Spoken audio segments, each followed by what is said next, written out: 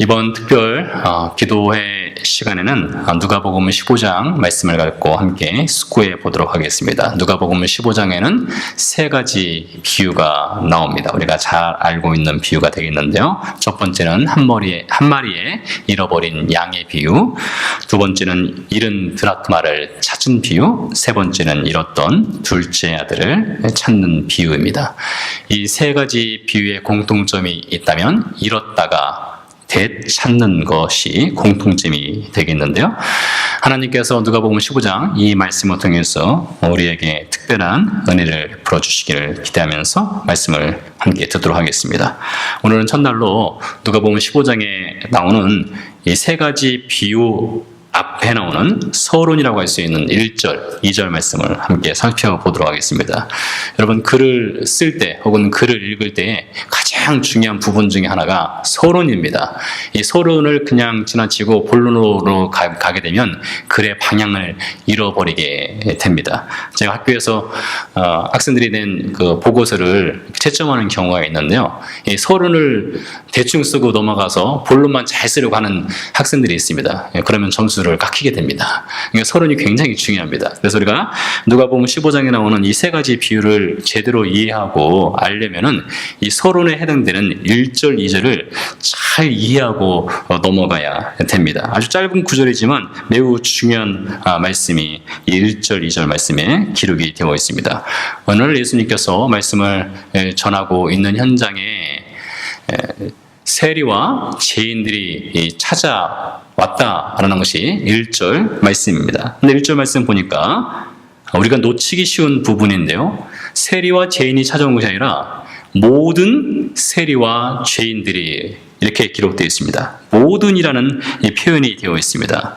당시 예수님께서는 갈릴리 근방에서 하나님의 말씀을 가르치고 있었습니다. 그때 모든 세리와 죄인들이 찾아온 것입니다. 자, 그렇다면 여기서 모든이라고 말했으니까 갈릴리 지역에 있는 모든, 정말로 everybody, every single person, 모든 세리와 죄인들이 다 예수님께 몰려나와서 예수님의 말씀을 들었느냐? 그렇지 않습니다. 사실은 모두가 온 것은 아닙니다. 그 중에 어떤 사람들은 왔을 것이고 어떤 사람들은 오지 않았을 것입니다. 그럼에도 불구하고 누가는 오늘 말씀을 기록할 때에 첫 부분에 모든 세리와 죄인들이 말씀을 들으러 가까이 왔다라고 기록을 하였습니다.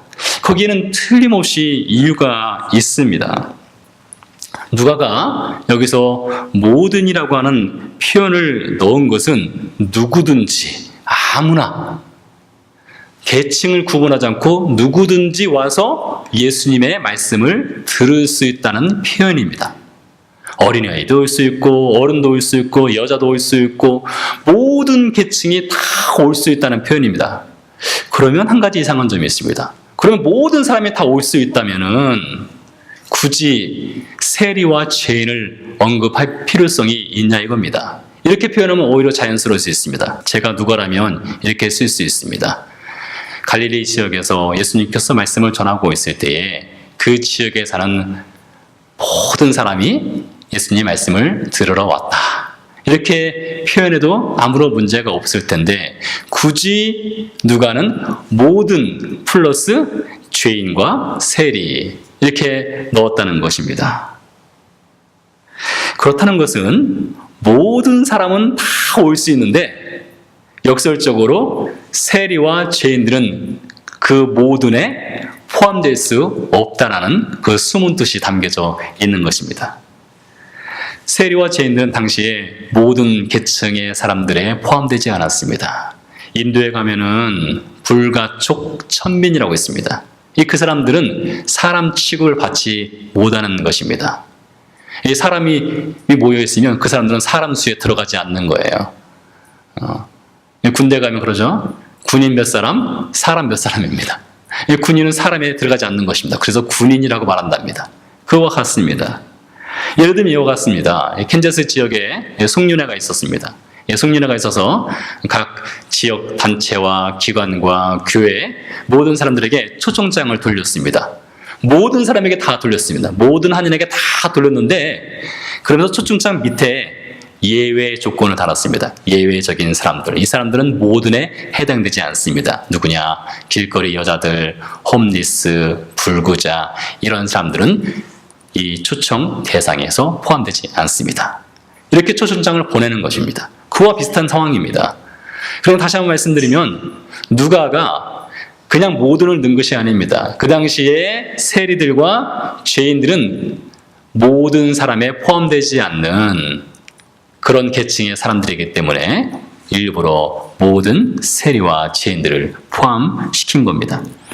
여러분 아시는 것처럼 세리가 누구입니까? 이 세리들은 당시에 로마 사람들에게 붙어서 동족 유대인들의 돈을 강탈하는 사람들입니다. 이 세금을 걷는 사람들이지만 강탈하고 뇌물을 받고 그리고 돈을 위해서라면 무엇이든지 할 수 있는 사람들이었습니다. 그래서 이 세리들에 대해서 유대인들은 혐오하였고 그들을 민족의 적으로 여겼습니다. 죄인들은 누구입니까? 죄인들이라는 것은 길거리 여자들을 뜻하기도 합니다. 신체적으로 장애가 있는 사람들 혹은 비도덕적인 사람들이 죄인들의 대표적인 사람들이라고 할 수가 있습니다. 이 종교적으로 거룩함을 유지하기를 원하는 유대인들 입장에서는 이런 세리들과 죄인들과 한자리에 있다는 것을 매우 불쾌하게 여기고 그들과 격리되고 그들과 어울리지 않았던 것이 당시의 상황이었습니다. 그런 당시의 상황 속에서 예수님께서 말씀을 전하고 있습니다. 근데 예수님께서 말씀을 전하고 있을 때에 그 자리에 누가 있었는지를 우리가 성경 본문에서 볼 수가 있는데 첫 번째는 예수님이 계셨고요. 두 번째는 오늘 본문에 기록되어 있지 않았지만 제자들이 분명히 있었을 것입니다. 늘 예수님과 함께 있는 사람들이니까요. 세 번째는 바리새인이 있었고 서기관이 있었습니다. 이 그림은요, 구도가 참 좋습니다. 말씀을 전하시는 예수님, 늘 예수님과 동행하는 제자들, 그리고 말씀을 연구하고 사모하고 또 가르치는 바리새인과 제자들이 함께 모여서 하나님 말씀을 듣고 배운다. 아주 그림이 잘 그려집니다. 그런데 거기에 이 완벽한 그림에 오점이 하나 생긴 겁니다. 있어서는 안 되는 사람들, 와서는 안 되는 사람들, 불청객들, 초청되어서는 안 되는 세리와 죄인들이 그 자리에 온 것입니다. 구경하러 온 것이 아니라 말씀을 듣기 위해서 왔습니다. 그러자 바리새인과 서기관들의 반응이 2절에 나타납니다. 바리새인과 서기관들이 수군거려 이르되 그 다음에 보니까 이 사람이라는 표현이 있습니다. 이 사람. 여기서 이 사람을 헬라어로 오토스라고 합니다. 오토스, this man. 이 사람이 여러분 사람의 이름을 알고 있는데도 불구하고 이 사람 저 사람 하면 사실 기분이 썩 좋지는 않습니다. 특별히 이 중동의 문화권, 이스라엘 문화권에서는 이 사람의 이름을 불러주지 않는 것은 혹은 사람이 그 지위를 불러주지 않는 것은 그 사람에 대한 존중심이 없는 그 표현입니다. 예수님은 바리새인과 서기관들의 입장에서 볼 때는 선생, 랍비였습니다. 그러면 그들이 지금 예수님 말씀을 들으러 왔고 예수님을 존중하고 존경하기 때문에 왔으면 예수님이 분명히 그들에게는 랍비인 것입니다. 즉 선생인 것입니다. 그런데 랍비라고 부르지 않고 이 사람이라고 불렀습니다. 기분이 상당히 이 사람 상한 것을 볼 수가 있습니다. 한 단계 더 나가서 이 사람 이렇게 말하면서 바리새인과 서기관들이 이렇게 말합니다. 이 사람이 죄인들을 영접하고 그리고 그들과 함께 음식을 먹는다. 유대인들에게 함께 식사를 한다는 것은 이것은 상당히 친밀도가 있는 사람들이 모여서 식사를 하는 것입니다. 안면이 있다고 해서 식사를 하지 않습니다. 서로 얼굴을 알고 있다고 해서 이름을 안다고 해서 같이 식사를 하지 않습니다.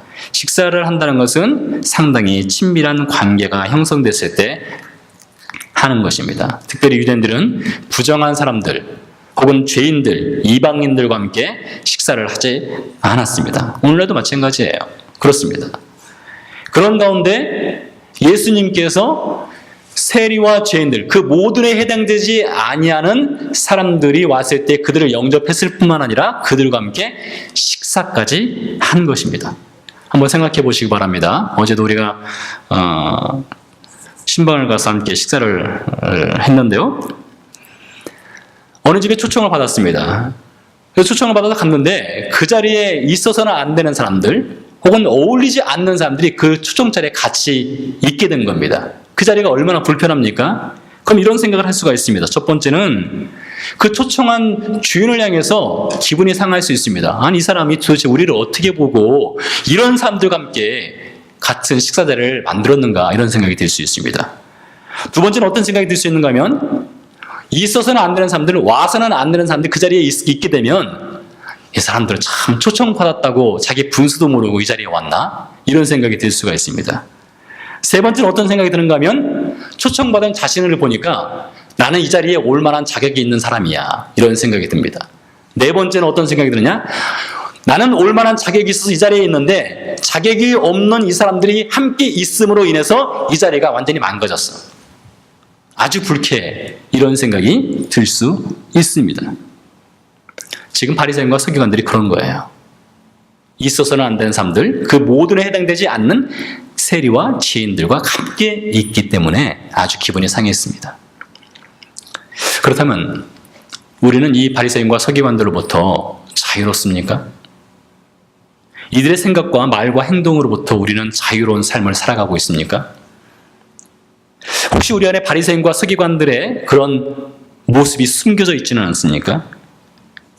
교회에 재정적으로 도움이 될 수 있는 사람이 방문을 한다면 어쩌면 우리는 이 사람이 우리 교회에 계속 출석했으면 좋겠다, 이런 생각이 들 수 있습니다. 교회에 아주 열심으로 일할 수 있는 그런 능력 있는 사람이 온다면 그 사람 꼭 붙잡고 싶은 생각이 있을 수 있습니다. 근데 반대로 교회에 별로 도움이 되지 않거나 와서 트러블 메이커로서 문제만 일으키는 사람이 있다면 우리는 어쩌면 다음 주에는 저 사람 다른 교회 갔으면 좋겠다, 교회 안 났으면 좋겠다, 이런 생각을 할 수도 있습니다. 겉으로는 왔다고 환영할 수 있지만 속으로는 다음 주에 오지 마세요, 이렇게 생각할 수도 있지 않겠습니까? 그게 바로 바리새인과 서기관의 모습이었다는 것입니다. 그래서 우리는 1절에서 모든 사람들, every single person, 모든 사람들을 다 교회로 왔으면 좋겠다라고 생각하지만 동시에 여기에는 하나님, 이 사람들은 안 됩니다, 이런 사람들은 안 됩니다, 이런 종류의 사람들은 안 됩니다 라고 어떤 제외시키고자 하는 그런 리스트가 우리 안에 있지 않은지를 우리가 심각하게 숙고해보고 자신을 살펴봐야 합니다.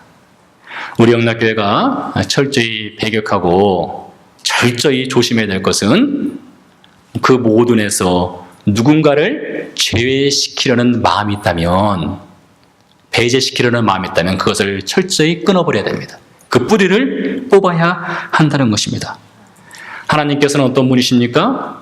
모든 사람들, 비록 세리와 죄인들일지라도 그들에게 초청장을 내밀으시는 분이 하나님이십니다. 기도하시겠습니다.